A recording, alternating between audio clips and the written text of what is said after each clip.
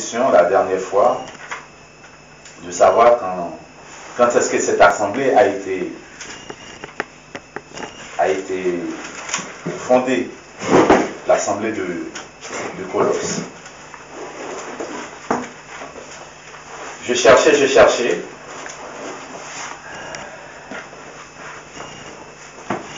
Malheureusement, cette assemblée, dans la parole, comme on peut voir l'apôtre Paul quand il est arrivé à Philippe, à Éphèse, mais Paul n'a jamais été à Colosse. Paul n'a jamais été à Colosse. C'est pas Paul qui a fondé cette assemblée. Mais par contre, comme à Colosse, il existait, si vous regardez sur la carte, qui se trouvait dans la région de Phrygie. Ici, là. Je ne sais pas si vous arrivez à voir, là.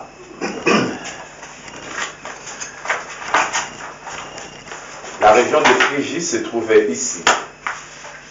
Si tu regardes en Phrygie, Paul passait tout autour de cette région-là pendant sa mission. Je vous laisse regarder la carte. C'est et Hiérapolis. La Odyssée se trouvait à quelques dizaines de 19 km de Colosse. Et Hiérapolis aussi se trouvait à une vingtaine de kilomètres.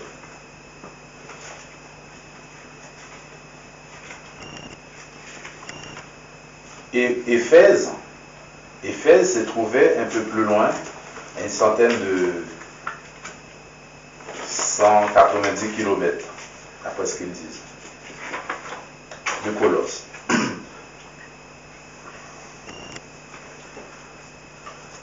Par contre, ce que qu'on sait maintenant, c'est pas Paul qui a fondé cette assemblée. Et est-ce que vous vous rappelez de... Ici, là, sur la carte, vous avez la Odyssée. Est-ce que ça vous dit quelque chose, la Odyssée?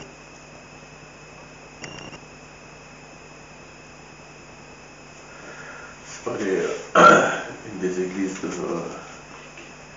l'Apocalypse. Voilà, c'est la 7e église de l'Apocalypse. C'est la 7e église qui a reçu la lettre de Jean. Que Dieu a écrit, leur a demandé de marcher. Voilà. Et aussi à Pergame. Pergame, c'était un royaume. C'était le royaume de tous ces endroits-là. Et Pergame aussi a reçu une lettre de Jean. Mais Colosse n'a pas reçu de lettre. Pourquoi? On ne sait pas. Est-ce que c'est parce que cette assemblée marchait bien? On ne sait pas. Comment ça, il n'a pas reçu de lettre? Si. Colosse. Non, je dis de Jean, de l'Apocalypse, quand Dieu les a menacés. Ouais. Et cette église que Dieu a menacée, parmi cette église, Colosse ne se trouve pas. Mais on voit la Odyssée qui se trouvait à une dizaine 19 km de Colosse, a reçu la lettre. Pergame, qui était là, le royaume, a reçu une lettre. Thyatire aussi. Thyatire aussi a reçu une lettre. Smyrne a reçu une lettre. Smyrne, il y a plein d'autres endroits. Il y a 7 endroits ici là qui a reçu de lettres. Mais qu'est-ce... La question, on ne sait pas pourquoi. Est-ce que... Parce qu'on voit que l'épître de Colosse, Paul n'a jamais dit cette église qui avait des problèmes de doctrinal là-bas.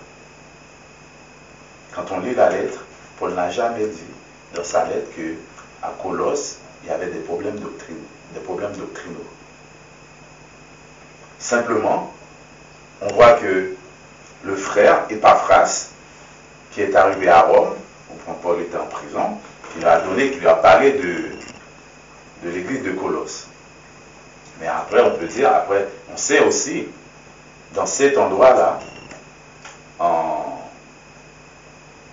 avant Jésus-Christ, il y a le roi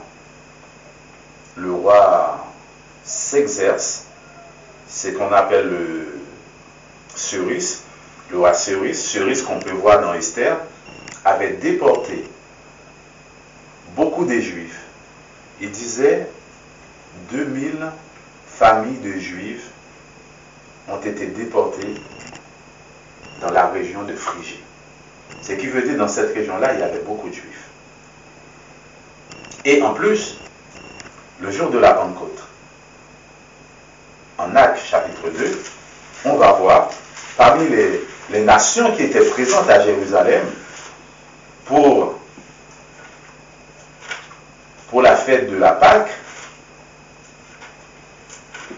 la fête de la Pentecôte, pardon,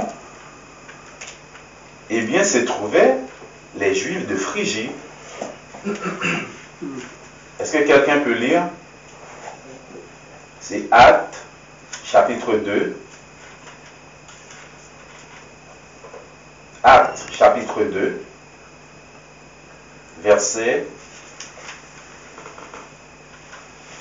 à partir du verset 5 jusqu'au verset 7. Non, pardon, jusqu'au verset 12. Or, il y avait en ces jours à Jérusalem des Juifs, hommes pieux, de toutes les nations qui sont sous le ciel. Au bruit où lieu, la multitude accourut et elle fut confondue parce que chacun les entendait parler dans sa propre langue.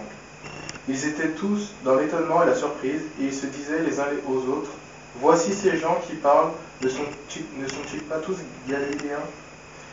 Et comment les entendons-nous dans notre propre langue, à chacun, dans notre langue maternelle? Partès, Médès, Élamites, et ceux qui habitent la Mésopotamie, la Judée, la Cappadoce, le Pont, l'Asie, la Phrygie, la Pamphylie, l'Égypte, le territoire de la Libye voisine de Cyrène, et ceux qui sont venus de Rome, juifs et prosélytes, Crétois et Arabes, comment les entendons-nous parler de nos langues, des merveilles de Dieu? Ils étaient tous dans l'étonnement et ne sachant que penser, ils se disaient les uns aux autres, que veut dire ceci?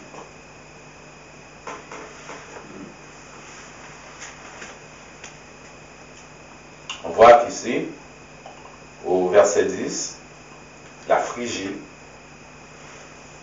qui veut dire les Juifs qui venaient de là-bas, ils étaient là-bas, le jour de la Pentecôte.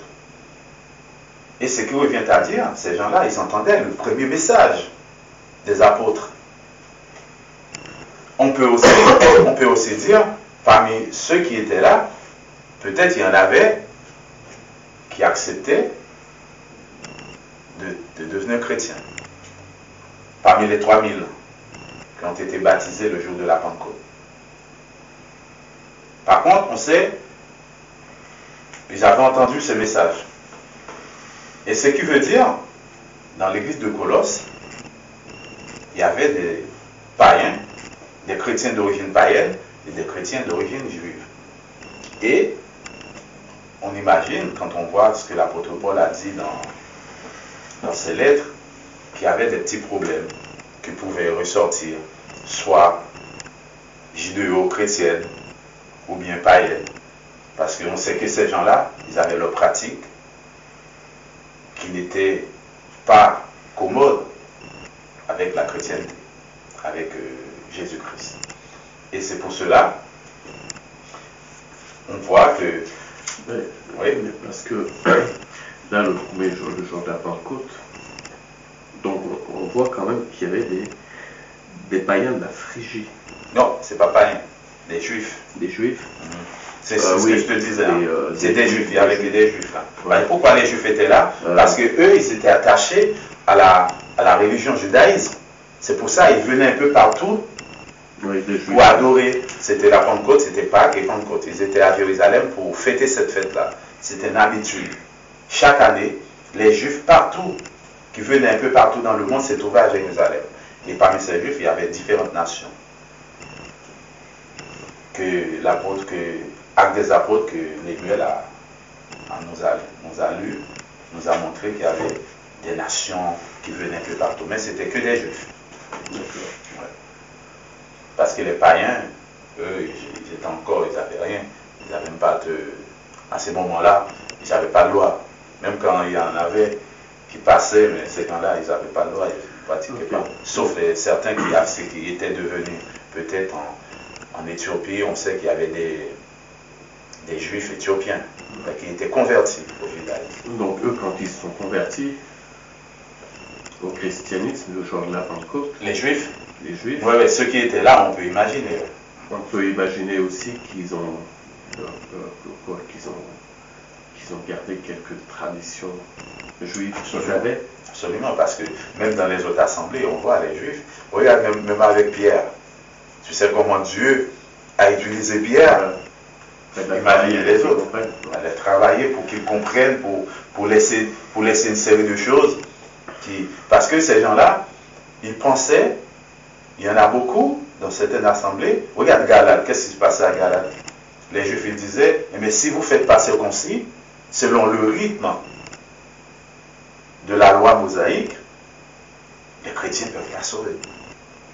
Et c'est là l'apôtre Paul était obligé de monter au créneau pour dire, ben voilà, si vous faites ça, si vous croyez des choses comme ça, mais Christ il est mort pour rien.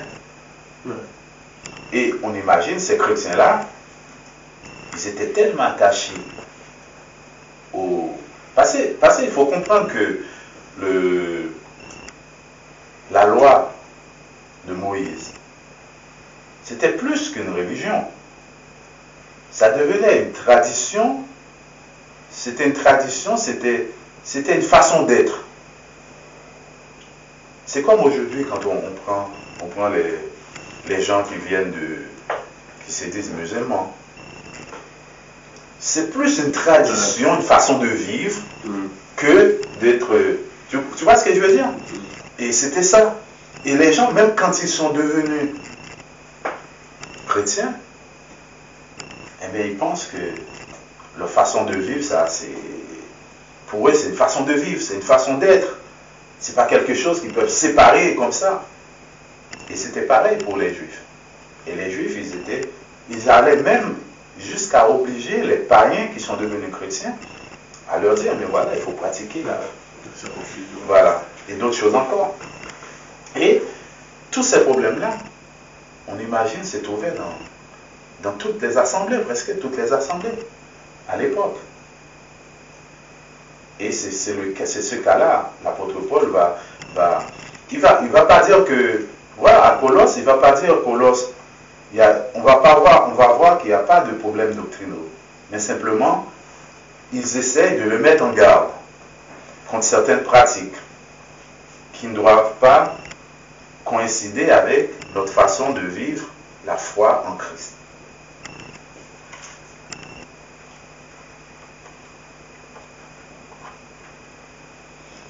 On voit que malgré Paul, l'apôtre Paul, il n'a pas été dans ce petit coin, la Odyssée, mais il est passé par loin. Hein. On voit Éphèse.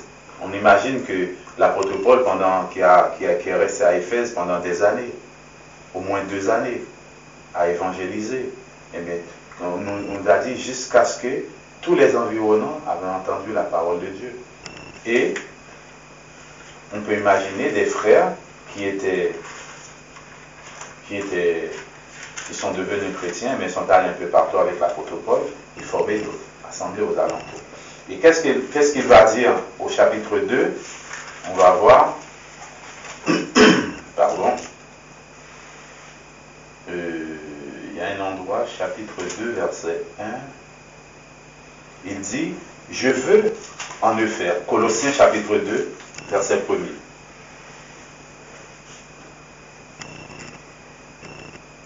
Je veux en effet que vous sachiez combien est grand le combat que je soutiens pour vous et pour ceux qui sont à la Odyssée. Tu veux dire quelque chose? Non. Combien est grand le combat que je soutiens pour vous, pour ceux de Colosse, et pour ceux qui sont à la Odyssée, et pour tous ceux qui n'ont pas vu mon visage dans la chair. On imagine que l'apôtre Paul veut dire ceux de Colosse n'ont jamais vu son visage. C'est là on peut dire qu'il n'a jamais été là-bas. Pour tous ceux qui n'ont pas vu mon visage dans la chair. Afin qu'ils aient le cœur rempli de consolation, qu'ils soient unis dans la charité et enrichis d'une pleine intelligence pour connaître le mystère de Dieu, savoir Christ. On peut dire, déjà, à partir de ces quelques mots, on peut dire que cette assemblée, c'est une assemblée qui fonctionnait bien. On peut dire qu'il n'y avait pas de problème grave, comme dans d'autres assemblées, comme nous pouvons lire certaines lettres. Par exemple, l'assemblée de Galate, et même Éphèse, Corinthiens. Et là, on peut dire c'est une assemblée. Qu'est-ce que l'apôtre Paul essaye de faire ressortir? La première chose, on a vu dans le chapitre 1er, il dit, nous rendons grâce à Dieu, le Père de notre Seigneur Jésus-Christ, nous ne cessons de prier pour vous.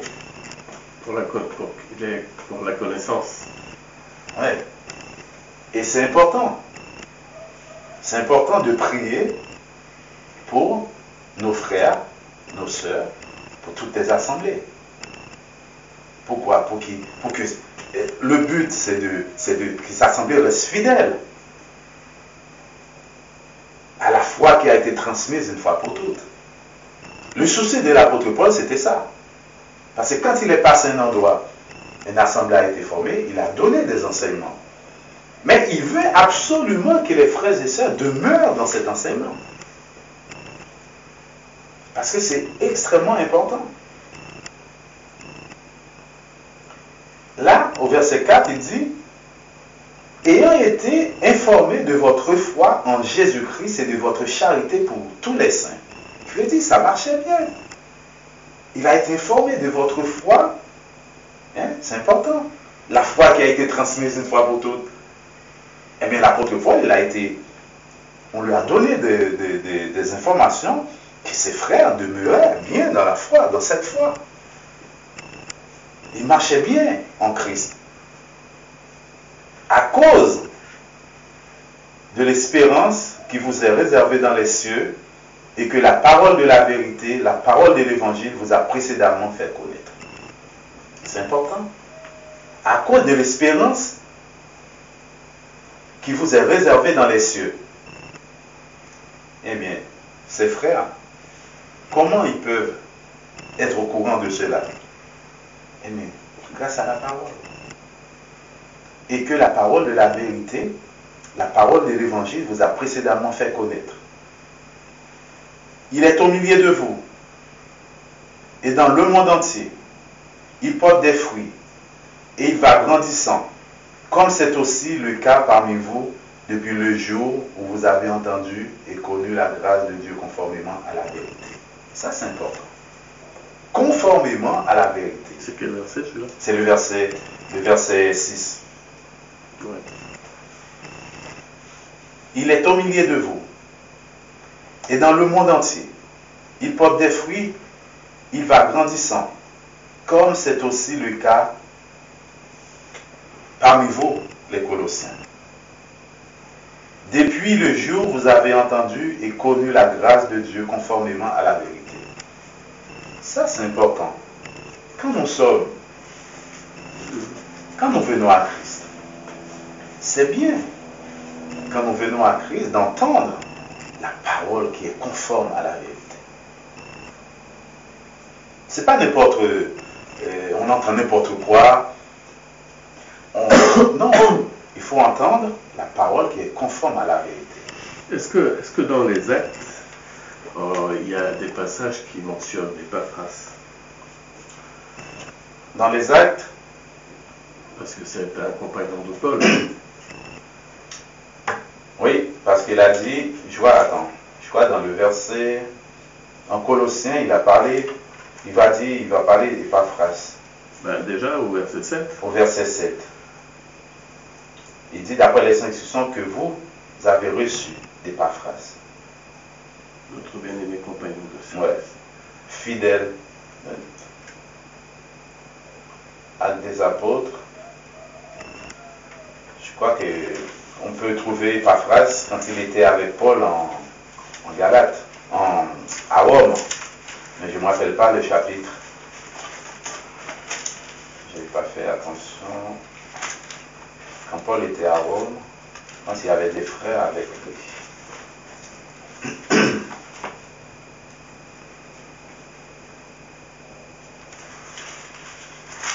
Parce que quand il a écrit là, Épaphras était avec lui. Hein. Quand il a écrit la lettre, là, c'est Épaphras qui lui a donné des informations. Parce qu'Épaphras, c'est un païen d'origine de cette région. Apparemment, c'est pas écrit, mais apparemment, toute idée de dire c'est Épaphras qui a fondé cette assemblée. Moi, j'ai une petite note, tu vois, on a toujours des petites notes. Et dit Moi, quoi? j'ai une petite note en bas qui dit prisonnier avec Paul, probablement fondateur de l'Assemblée de Colosse. Ouais. Mais c'est pas dit noir sur blanc, comme on peut lire dans le passage. Mais tous les 100 ans, c'est lui qui a... Pourquoi il était prisonnier? Parce qu'il était avec Paul à Rome pendant un certain temps.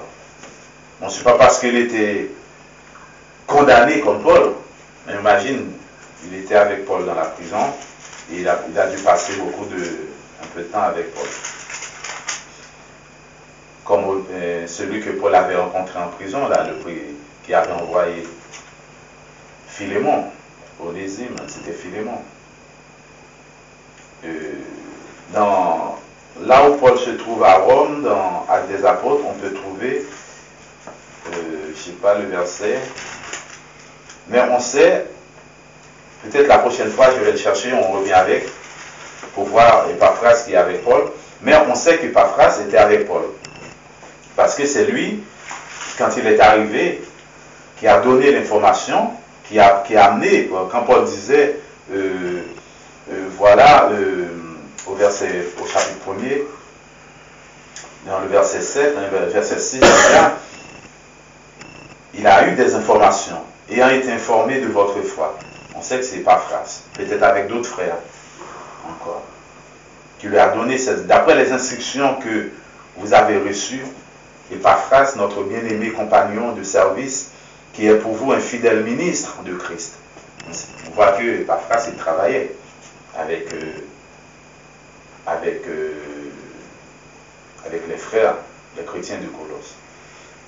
Et en Colossiens 4, verset 12,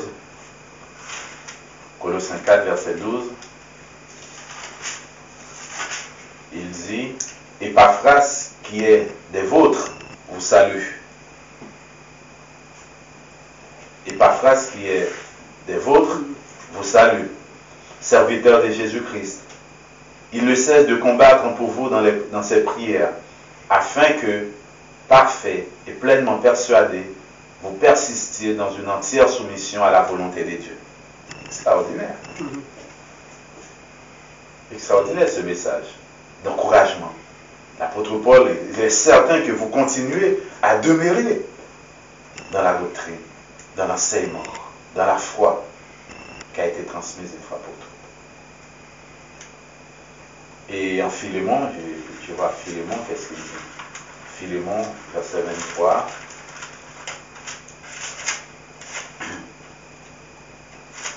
Philémon, on sait que cette lettre, c'est la lettre que Paul a rencontrée.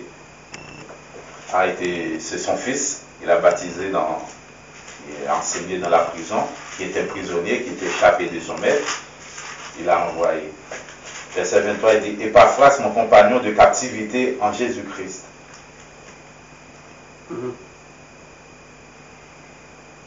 Te salue, ainsi que Marc, Aristarque, Démas, Luc, mes compagnons d'œuvre. Tu vois, tous ces gens-là, ils étaient avec Paul. Donc là, c'est là où on voit que Épaphras, il est en prison avec... Ouais. Ah bon. Chapitre 19. Est-ce que c'est là? Attendez. Je vois... Acte 19. En même temps, il s'est trouvé à Rome. Pourquoi il s'est trouvé à Rome? C'est parce qu'il est allé il est allé voir Paul, parce qu'on sait que Paul était emprisonné à Rome, mais il est arrivé. Il y en a d'autres encore hein, qui étaient venus parfois, comme Paul était logé dans la prison, ils étaient restés, Paul avec sa, on peut dire, avec son appartement dans la prison. Même quand il était en prison, mais il était libre de faire des choses, de recevoir des gens. Oui, mais alors les autres étaient emprisonnés aussi. Emprisonnés, c'est pas qu'ils leur rendaient visite.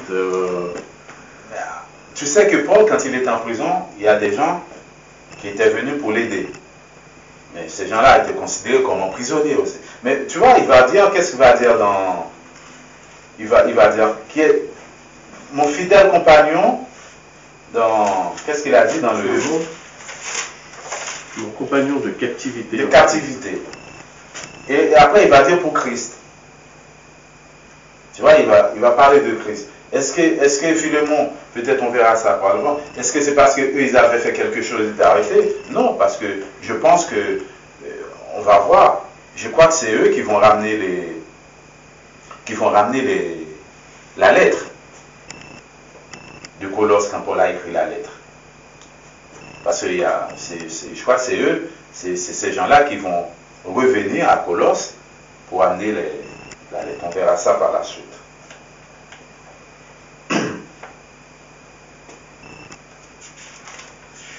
Je veux dire, ils n'étaient pas condamnés, je pense. Comme Paul était condamné en prison. Mais eux, ils n'étaient pas condamnés. Peut-être c'est parce que ils habitaient avec Paul pendant un certain nombre de temps dans la prison. Parce que c'était possible. Colossiens, on retourne dans Colossiens. Au fur et à mesure, on verra. Là, il dit quoi? Il parle toujours d'Épaphras, hein, et qui nous a appris de quelle charité d'esprit vous anime, verset 8. Épaphras nous a appris de quelle charité d'esprit vous anime.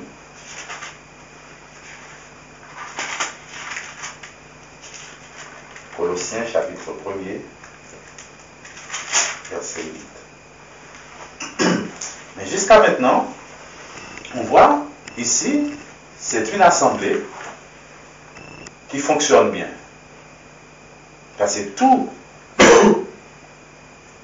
la nouvelle que Épaphras a amenée à Paul, ce sont de bonnes nouvelles. Ce sont des bonnes nouvelles. À cause de l'espérance qu'ils avaient dans les cieux, la parole de la vérité, la parole de l'évangile vous a précédemment fait connaître. Il est mis au milieu de vous dans le monde, il porte des fruits, il va grandissant, comme c'est aussi le cas parmi vous depuis le jour où vous avez entendu et connu la grâce de Dieu. Je veux dire, ces choses-là demeurent chez vous depuis le jour, depuis le commencement. Et c'est bien d'entendre, après un certain nombre d'années, que ces choses-là continuent de la même façon chez vous. Ça, c'est bien. Il continue, d'après l'instruction que vous avez reçue, vous demeurez dans ces instructions. Vous demeurez dans ces choses. C'est bien quand nous avons appris dans une assemblée de demeurer dans la volonté de Dieu, dans l'enseignement que nous avons reçu, dans la foi qui a été transmise. Et n'est pas décider de faire ce qu'on veut, d'agir dans l'église. Non, c'est pas comme ça. Dans l'église, il y a des choses à respecter. C'est la parole qui nous donne. Et nous devons rester, demeurer dans ces choses si nous voulons être fidèles avec Dieu. En fait, là, je te coupe, là. En fait, là, Paul, ce qu'il veut faire, il veut confirmer, il veut confirmer en quelque sorte ce que Épaphras a enseigné. Voilà. D'une manière. Puisque Colosse, ils ont été enseignés ils ont eu la foi par Épaphras.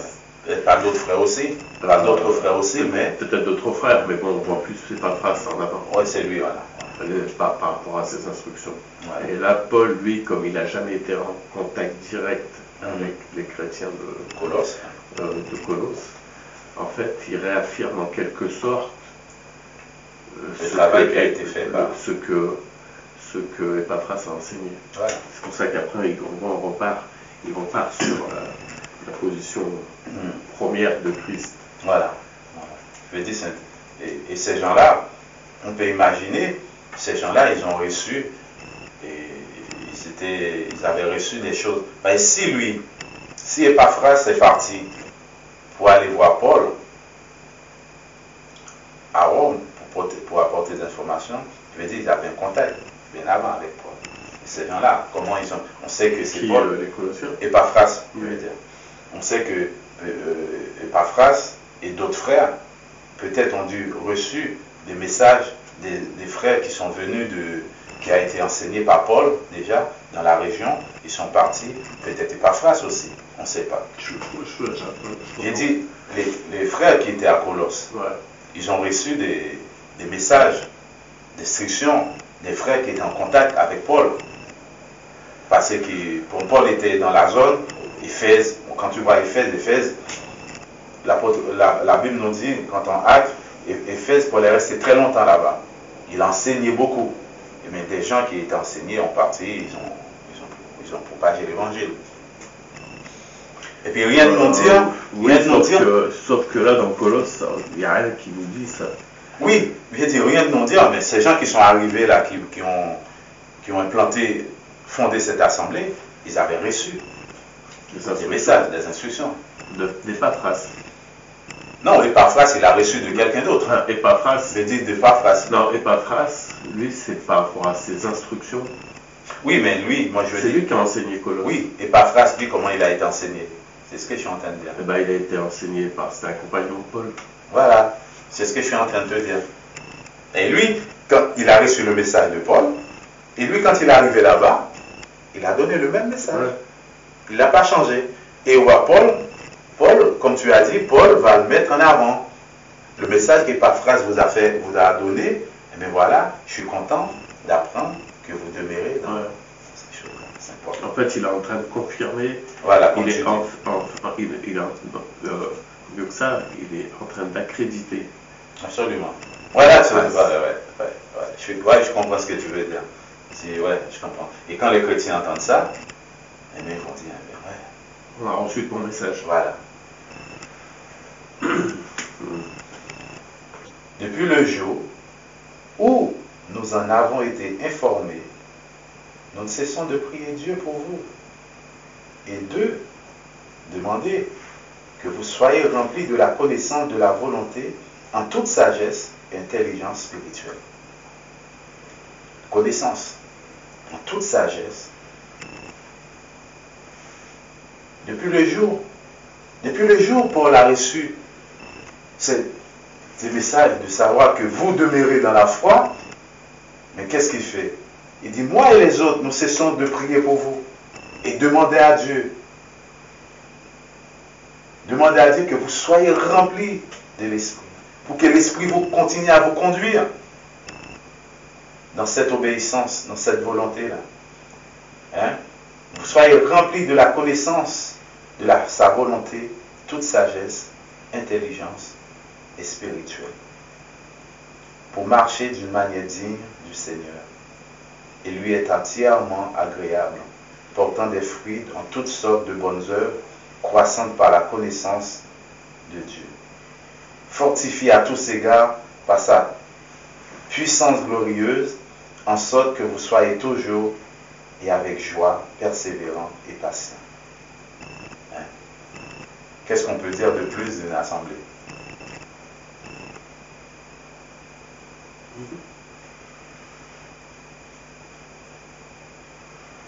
C'est ce qu'on peut espérer pour chacun.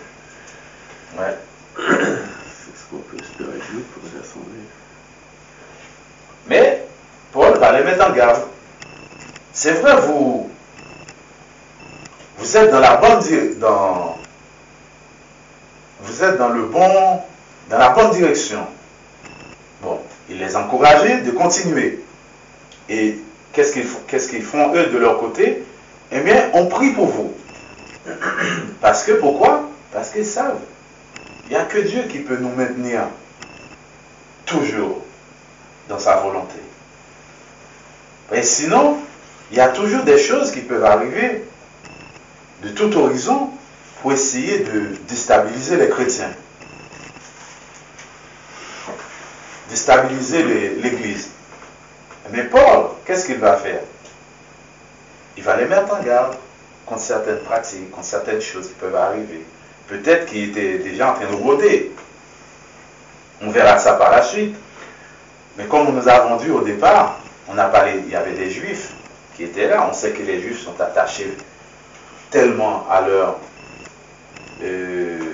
façon de vivre, hein, leur tradition. Et puis il y a les païens. Il faut savoir que tous ces gens-là, ce sont d'origine païenne. Ils ont leurs coutumes, leurs pratiques, qui sont opposées à la foi chrétienne. Peut-être ces choses-là peuvent toujours s'inviter à l'Église. C'est pour ça que nous devons toujours... C'est la raison pour laquelle nous devons rester dans la parole. Et là, par rapport au verset 10, on avait discuté la dernière fois du verset 10. Oui. C'est là où c'est bien aussi de rester dans le contexte. Oui. Pourquoi je dis ça? Oui, dans le contexte.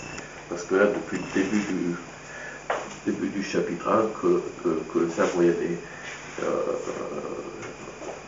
Paul, il rend grâce à Dieu par rapport à ce que la parole, elle a été acceptée par les Colossiens, que l'évangile, elle a bien été répandue, elle a bien été instruite, et que Colosse a reçu des bons enseignements. Donc là, il est question d'enseignement. Par rapport aux instructions qui ont été données par Epaphras. Et après, on voit qu'il prie pour que cette connaissance, elle se poursuive. Ouais. La connaissance qu'ils ont eue, c'est pour qu'elle demeure Voilà. et qu'elle poursuive.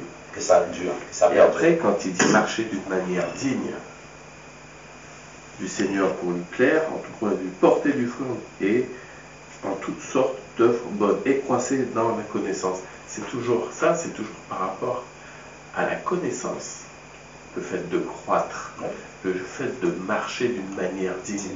C'est par rapport à quoi? C'est par rapport au message de l'évangile. Absolument. C'est par rapport à la connaissance, c'est par rapport aux enseignements.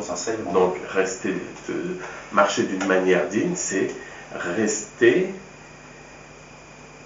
dans l'enseignement de l'évangile qui a été transmis par Epaphras. C'est ça, marcher d'une manière digne. Et porter des œuvres. Demeurer dans la... Et porter du fruit.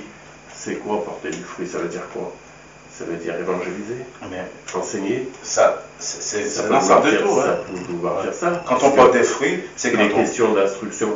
Voilà. Il est question d'une parole qui a été instruite et qu'il faut qu'elle demeure. Donc pour moi, les fruits, c'est ce qu'on produit. C'est d'œuvrer dans ce sens-là. C'est ce qu'on produit. Porter du fruit, pour moi, c'est comme si c'est annoncer la parole. Ça fait partie, mais il n'y a pas que ça. Annoncer la parole qui a été transmise. La parole qui a été transmise. Et l'annoncer dans la vérité, quoi. Je veux dire, sans qu'elle soit détournée. Absolument. Je peux dire ça. Telle qu'elle a été transmise. Voilà. Et porter du fruit aussi, pour les chrétiens, on peut porter du fruit aussi. Mais la façon dont on va vivre, ce qu'on va produire sur ceux qui sont autour de nous, c'est des fruits qu'on peut produire. Notre comportement, notre façon d'agir, tu vois, notre façon de vivre. Les gens, ceux qui sont autour de nous, ils doivent voir les fruits que nous produisons. Et ces fruits doivent être en rapport à ce que nous sommes. Parce que quand on va en Galates 5, 22, quels sont les fruits? Il nous donne certains fruits. L'obéissance, l'amour, la joie, la paix. Tu vois? Et bien ceux qui sont... Quand nous marchons dignes de cet évangile que nous avons reçu, quand nous marchons dignes de cet enseignement, de cette parole que nous avons reçue, eh bien nous montrons ce que nous sommes. à travers notre image qu'on peut envoyer vers les autres. La paix, la joie, hein, c'est ça. Ça fait partie des fruits qui nous permettent, qui permettent d'être dignes de ce que nous avons appris de Christ. Et ça, pour marcher digne, d'une manière digne du Seigneur, et lui est agréable, portant des fruits en toutes sortes de bonnes œuvres.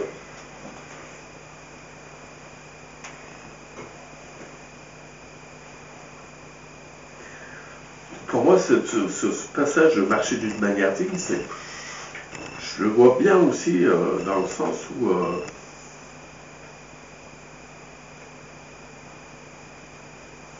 à un moment donné, dans l'église, le chrétien, c'est quoi sa tâche? Il faut qu'il avance dans la nouvelle. Mais c'est notre devoir, c'est notre mission. D'une manière digne. C'est notre mission, mais c'est d'annoncer cette bonne nouvelle telle qu'elle a été transmise. C'est une mission première que nous avons reçue, voilà. De faire connaître. Telle qu'elle a été transmise, parce que Pierre il parle, il prie pour ça, il prie pour que Colosse soit rempli de la connaissance de sa volonté. Quand on a la connaissance, de toute sagesse et intelligence. Quand on a la connaissance. Après il dit et croissez dans la connaissance. Oui, parce que qu'est-ce qu'a dit? Par exemple, il y a dans l'Ancien Testament, en Osée, qu'est-ce qu'il dit? Mon peuple meurt parce qu'il manque de connaissance. Si on n'a pas la connaissance, c'est important, la connaissance. D'où ce que je disais tout à l'heure. J'ai le sentiment que cette marche dans la dignité, marcher d'une manière digne,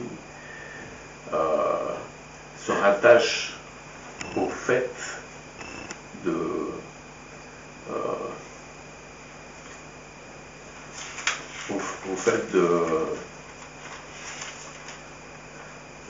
d'annoncer cette parole telle qu'elle a été transmise, mais de l'annoncer, comment je pourrais dire ça?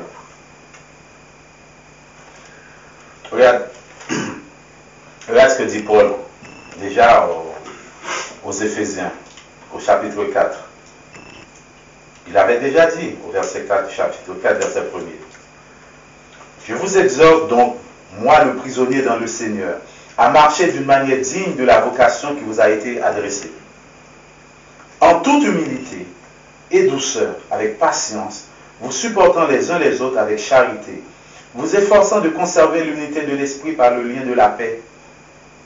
Tu vois, quand je disais que, quand il dit marcher d'une manière digne, produisant des fruits qui sont agréables, tu vois, il y a tout ça. Oui. Il y a annoncer l'évangile, il y a annoncer l'évangile, il y a le comportement, il y a la paix, il y a la joie, il y a l'humilité, il y a la douceur. Oui, mais là, tu nous parles. Ça fait partie de tout. Là, tu nous parles un peu des fruits de l'esprit. Là, quand tu me dis tout ça. Oui, mais marcher d'une manière digne, c'est ça. Voilà. Aussi. Mais cette manière digne, avec charité, comme relis ton passage. Charité. Voilà. Tout ça, ce sont des façons c'est des façons d'être. C'est un état d'âme, un état d'esprit qu'on doit avoir. En faisant quoi? En propageant le message de la bonne nouvelle, en enseignant. Eh bien, la bonne nouvelle. C'est toujours dans cette optique-là, optique d'annoncer le message, dans cette optique d'enseigner. Mais l'enseignement, il est en tout. Hein. Par exemple, quand quelqu'un te voit, tu vis dans la paix, dans la joie, dans l'amour, dans l'humilité. Tu l'enseignes aussi. Parfois, dans notre société, ça parle beaucoup plus. C'est un moyen d'enseignement. Moi, ce que je veux te faire comprendre, en fait, c'est que ça fait partie de l'enseignement qui est donné, il y a l'attitude qui va avec. Ouais. C'est pourquoi quand il dit produire des fruits dignes, voilà. Les fruits, c'est ce qu'on produit. Il y a l'attitude qui va avec. Mais ce qui est important, c'est la façon dont le message va être transmis. Bien sûr. Parce que si tu transmets ton message et que tu n'as pas l'aptitude ou la façon de Voilà. faire avec, S'il n'y a pas de fruits. il va. Dieu, il a dit, Jésus-Christ disait, on reconnaît un arbre par rapport à quoi? Par rapport à quoi on peut reconnaître un arbre? Par rapport à ses fruits. C'est pareil. Si tu es chrétien, on peut dire, un chrétien c'est un arbre. Mais comment on peut reconnaître que je suis chrétien? C'est par rapport aux fruits que je produise. Pour ceux qui... Voilà. Parce que, pourquoi je dis ça? Parce que la fin du verset 9 te dit, quand tu pries, nous cessons de prier Dieu pour vous et de demander que vous soyez remplis de la connaissance de sa volonté. Donc ça, c'est déjà un point important, la connaissance de sa volonté. En toute sagesse et intelligence spirituelle. Ça, sagesse et intelligence spirituelle. Ça revient un peu quelque part. Le verset 9 qui vient après nous explique un peu ça. Marcher d'une manière digne du Seigneur pour lui plaire. Donc, soyez remplis de la connaissance de sa volonté en toute sagesse et intelligence spirituelle. Après, il dit, croissez dans la connaissance de Dieu. Porter du fruit, pour moi, ça se joue là. Faut pas rester stagné, quoi. Ça se joue là. Il faut grandir. C'est pas je vais faire du bien au prochain. C'est que je vais demeurer dans la parole et je vais donner le bon enseignement. Absolument. Parce que après là, il va nous parler de Christ. Ouais, c'est ça. Donc, tu vois, et porter du fruit. C'est pas je vais faire du bien à mon prochain. Ah non, c'est pas. Non, ben voilà, non, parce qu'on peut comprendre ça. C'est ce qu'on avait parlé la fois aussi. Bon. On peut dire faire le bien. Quand est-ce qu'on fait le bien au prochain? C'est je lui annonce le bon message de l'évangile. Voilà. Parce que il y a un truc que j'ai écrit, j'ai oublié, il faut que je revienne dessus, j'ai écrit quelque part. Parfois les gens pensent que le plus grand bien qu'on peut faire à quelqu'un, quand on est chrétien, c'est peut-être traverser la rue. Quel est le plus grand bien qu'on peut faire à quelqu'un quand on est chrétien? Quand on connaît ce que nous sommes.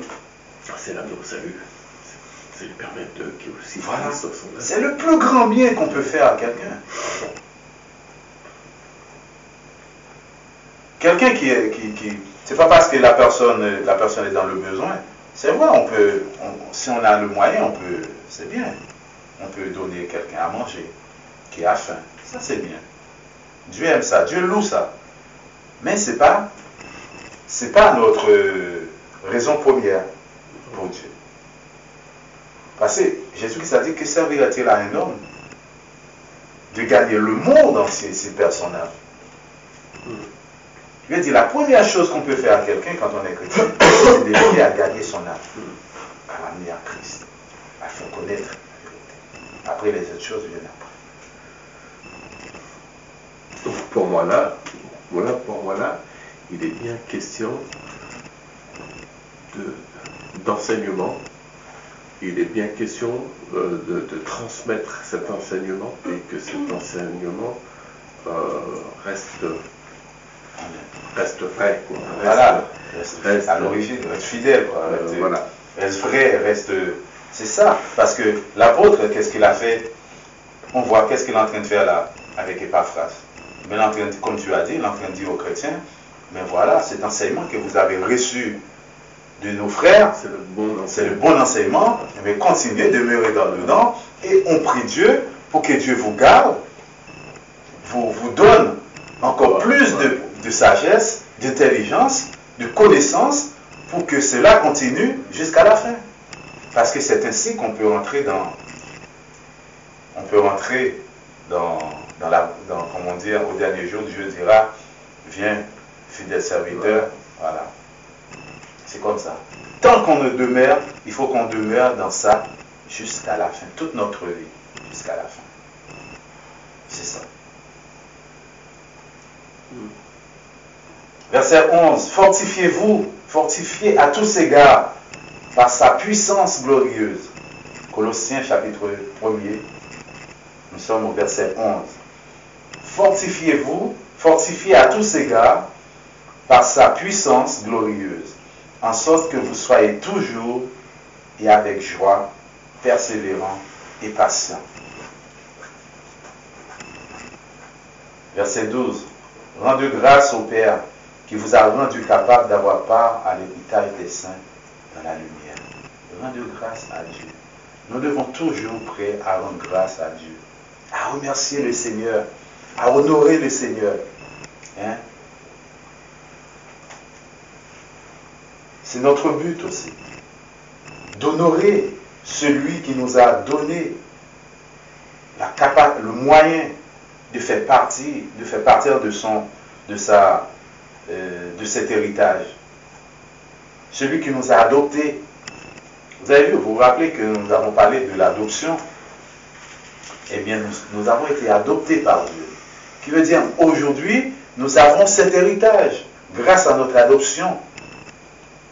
Cet héritage, quel est notre héritage? Eh bien, Éphésiens, nous avons vu en Éphésiens, nous avons le même héritage que Christ. Parce que Christ est le Fils légitime.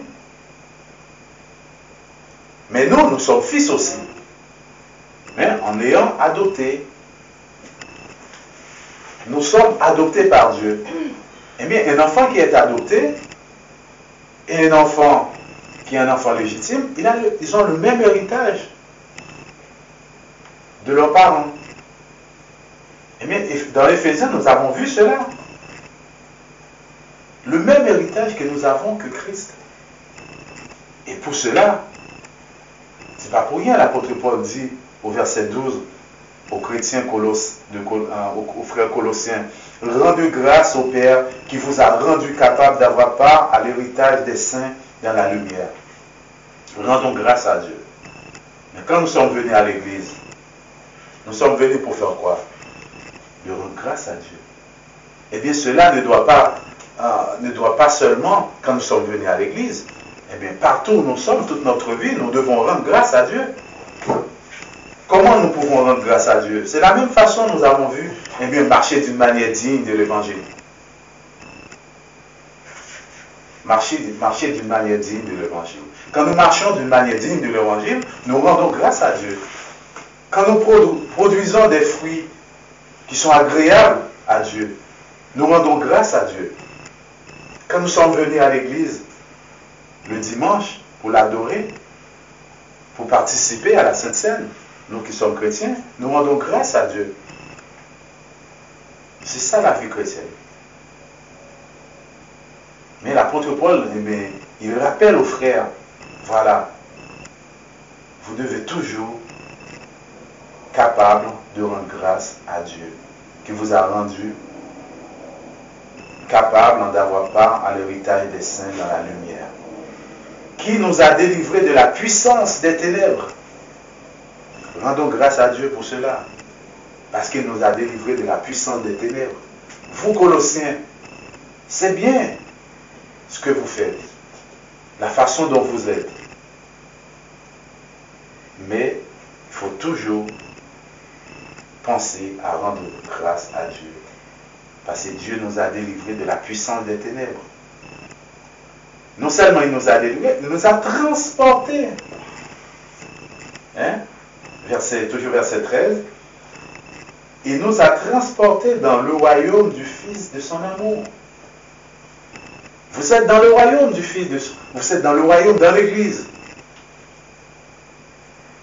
Dans l'amour. Qu'est-ce que Christ, quand il dit vous a transporté dans le royaume du Fils de son amour, qu'est-ce qu'il veut dire par là?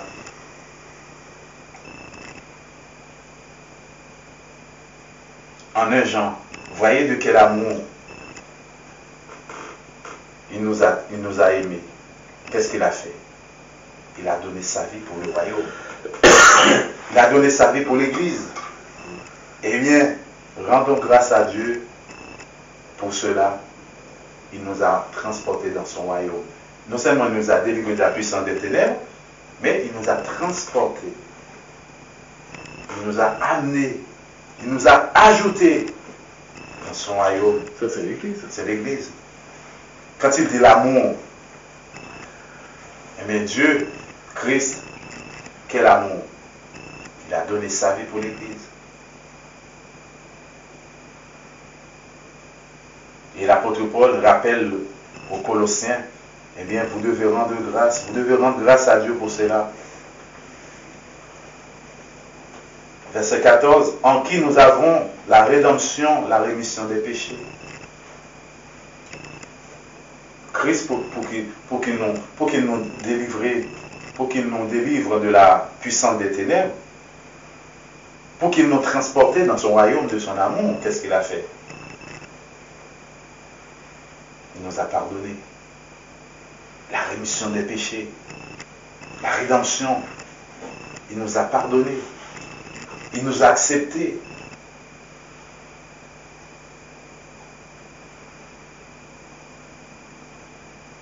Maintenant, l'apôtre Paul a fini de, ici là on peut dire, il a fini de montrer aux chrétiens qui sont dans le vrai,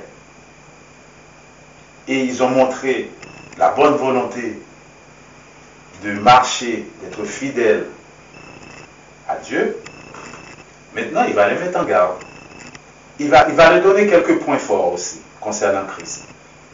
Peut-être on peut dire, est-ce qu'il y avait quelque chose en ce qui concerne Christ?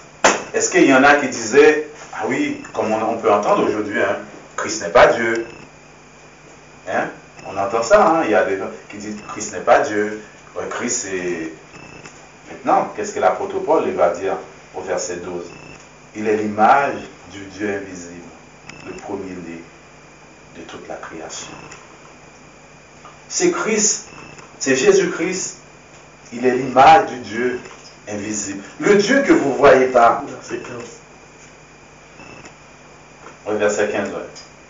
Le Dieu que vous ne voyez pas. Là, il parle un peu aux Juifs aussi. Hein. Je pense qu'il passe. Là, il s'adresse... Je ne sais pas qu'est-ce que tu penses. Qu'est-ce que vous pensez? Vous aussi, vous faites partie. Hein. Il y a qui dit moi qui parlons, vous ne parlez pas. Je parle.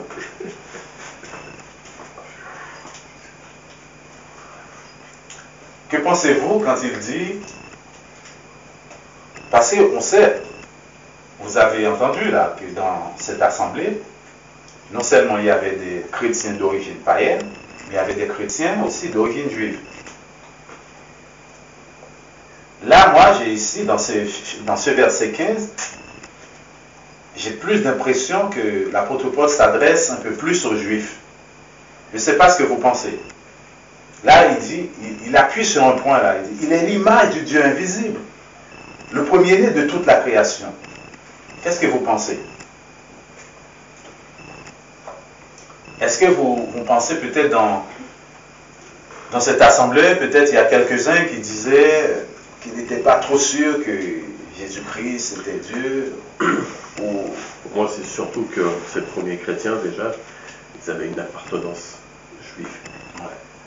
Et qu'ils avaient des fondements, leur enseignement était basé sur la loi. Ouais. Et qu'après, ils ont été évangélisés. Il y en a qui ont accepté la parole du Christ et ils sont devenus chrétiens. Mais à la base, ils ont quand même des fondements juifs. Oui. Et là, pour moi, ça rappelle de ce qu'est Paul leur rappelle où est-ce qu'ils sont maintenant. Ouais, c'est ce que je pense aussi. Parce que peut-être il y en a qui disaient entre eux, ah oui, c'est Jésus-Christ qui m'a annoncé là, on a déjà entendu, hein, à Jérusalem, il était là. mais c'est un homme qui était venu comme ça, après il s'est passé des choses, et concernant les Juifs, qui n'ont jamais vu Dieu. Et Dieu était toujours resté invisible hein, pour eux. Même quand on a lu Dieu présenté sous des formes, des trucs, tout ça, mais avec après, on ne sait pas comment Epaphras, comment il a enseigné les Colossiens, le message qu'il a porté.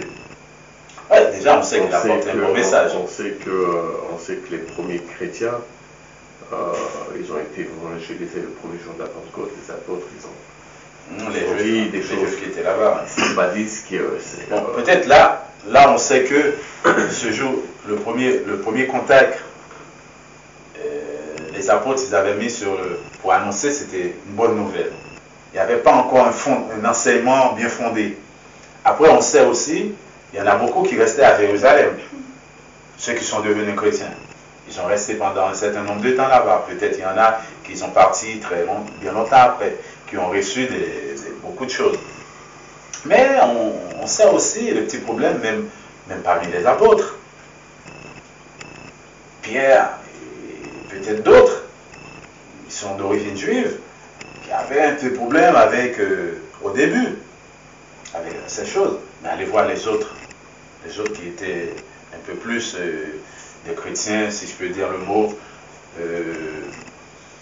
pas comme Pierre, les autres qui étaient un peu plus apôtres, qui étaient avec Christ, qui a vécu certains temps, tout ça. Et c'est normal. Tu parles de qui? De Pierre ou de Paul? Non, de Pierre ou des autres apôtres. On sait que Pierre avait beaucoup de problèmes. On connaît en Actes chapitre 10 comment Dieu a préparé Pierre pour rencontrer les païens. Parce qu'il était d'origine juive. Il ne voulait pas avoir de contact avec ça. Mais imagine que les autres juifs qui avaient juste entendu la parole et maintenant qui se trouvent maintenant dans l'église, on imagine qu'ils ont un comportement qui veut toujours rester attaché à ce qu'ils sont, où ils étaient. Et ça pouvait poser beaucoup de problèmes dans l'église. Et ça, on sait que ça posait beaucoup de problèmes dans l'église. Et là aussi, on trouve que Paul a mis l'accent, il a dit oui, c'est Jésus, il est l'image du Dieu invisible, le premier-né de toute la création. Car en lui ont été créées toutes choses. Qu'est-ce qu'il est en train de faire là, Paul? Car en lui ont été créées toutes choses qui sont dans les cieux et sur la terre, les visibles et les invisibles, trône, dignité, domination, autorité, tout a été créé par lui et pour lui. C'est Jésus. Non, en fait, et quand on entend ça, on entend quoi? Il est en train de défier, enfin, il est en train de dire Christ, c'est Dieu. Voilà. Il y a une autre chose, c'est Dieu. C'est Dieu qui est venu en la personne de Jésus-Christ. Eh bien, c'est celui qui a tout créé, le premier et le dernier, comme pour l'alpha et l'oméga,